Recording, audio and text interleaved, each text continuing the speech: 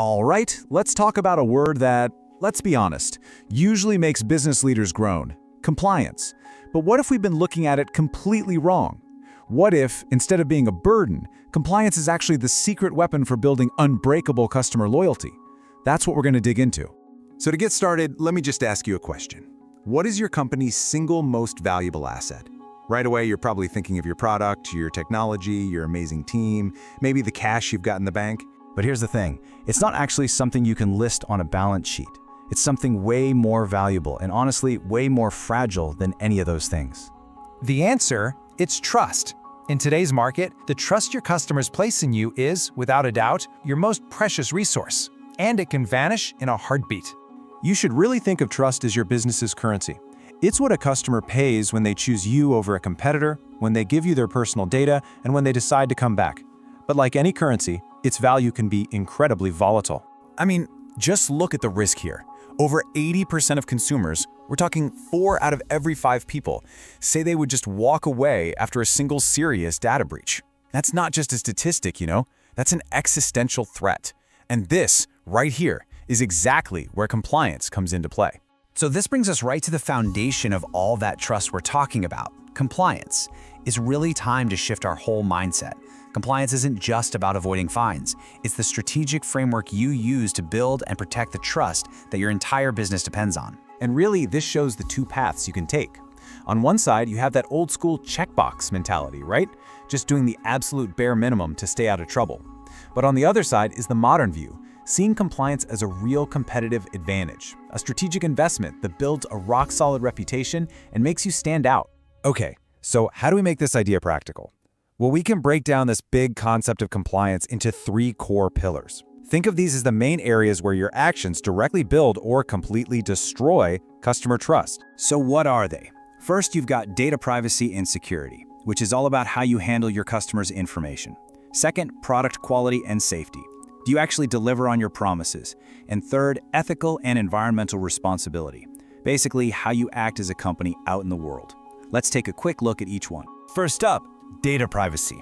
I mean, we live in a world of constant data breaches, so customers are, rightfully, a little paranoid about their personal info. The absolute #1 rule for earning their trust here is simple. You have to be transparent. Being open and honest about how you handle data is totally non-negotiable. And hey, this isn't just a nice thought. The numbers back it up. A full 64% of consumers say that a clear, simple privacy policy, one written in plain English, not legal jargon, actually makes them trust a company more. That proves transparency isn't just a legal thing, it's a powerful trust-building tool. Okay, pillar number 2 builds on this with what I call the product promise. Every single time a customer buys from you, you're making a silent promise that your product is safe, it's reliable, and it's going to do what you said it would.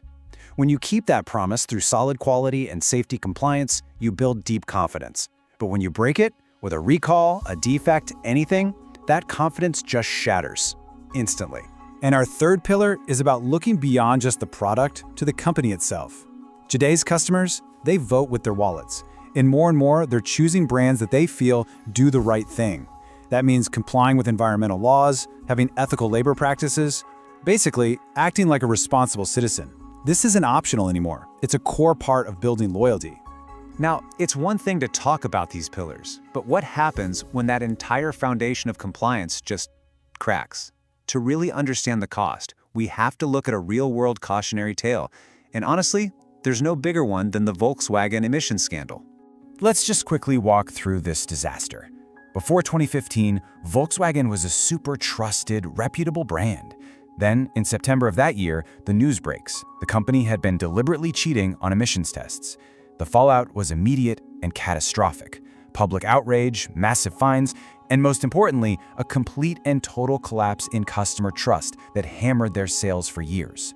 And the damage was just staggering. Look at this. Before the scandal, almost 3/4 of consumers trusted the Volkswagen brand. Afterward, that number plummeted to just 1 in 4. That is a catastrophic loss of the most valuable asset a company has, all because of a deliberate choice to ignore compliance. Okay, so that was the cautionary tale. That's the scary part. So how do we get it right?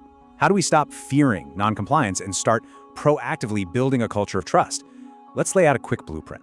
Here are 5 real actionable steps. First, educate everyone. Compliance is not just a job for the legal team. Second, leadership has to live and breathe this stuff. It has to come from the top. Third, be almost ridiculously transparent with your customers.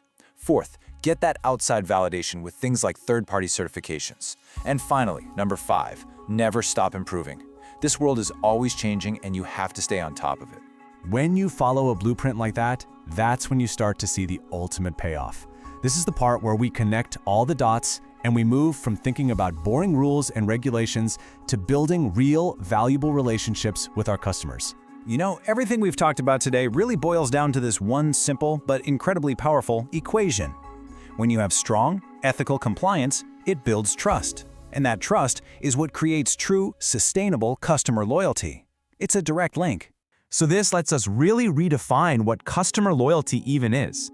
It's not just about getting repeat business or having a rewards program. It's the end result of you consistently proving, through your actions day in and day out, that your brand is worthy of trust.